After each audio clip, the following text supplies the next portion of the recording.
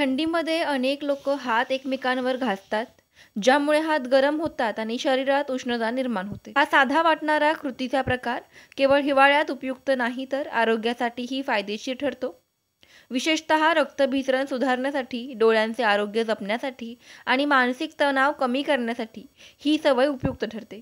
अनेक पारंपरिक उपचार पद्धतीमध्ये देखील हे तंत्र वापरले जाते. जेव्हा आपण दोन्ही हात एकमेकांवर घासतो, तेव्हा रक्तभिसरण वेगाने होते आणि शरीराला ऊर्जा मिळते, ज्यामुळे दिवसभर ताजेतवाने वाटते आणि काम करण्याची क्षमता वाढते. याशिवाय या क्रियेमध्ये मेंदूतील काही विशिष्ट केंद्र सक्रिय होतात, ज्यामुळे मानसिक तणाव कमी होतो आणि सकारात्मक ऊर्जा मिळते. त्यामुळे हा एका प्रकारचा नैसर्गिक रिलॅक्सेशन टेक्निक मानला जातो. डोळ्यांच्या आरोग्यासाठीही ही पद्धत उपयोगी ठरते. हात चांगले रगडून गरम केल्यानंतर ते डोळ्यावर हलके दाबून ठेवल्यास डोळ्याभोवती रक्तभिसरण सुधारते.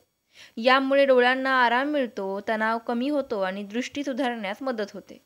सतत स्क्रीनकडे पाहणाऱ्या लोकांसाठी हा उपाय विशेषतः फायदेशीर ठरतो. हिवाळ्यात थंड वाऱ्यामुळे हात आणि बोटे थंड पडतात.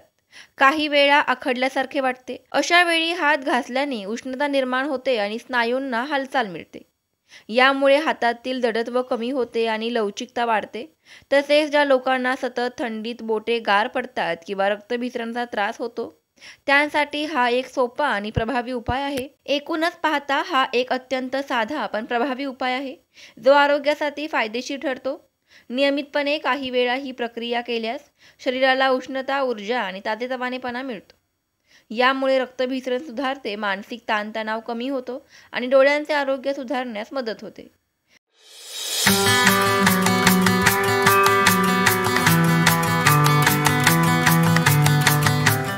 धन्यवाद. माहिती आवडल्यास फॉलो, लाईक, शेअर करा आणि अशाच माहितीसाठी पाहत रहा आपले आरोग्य विश्व.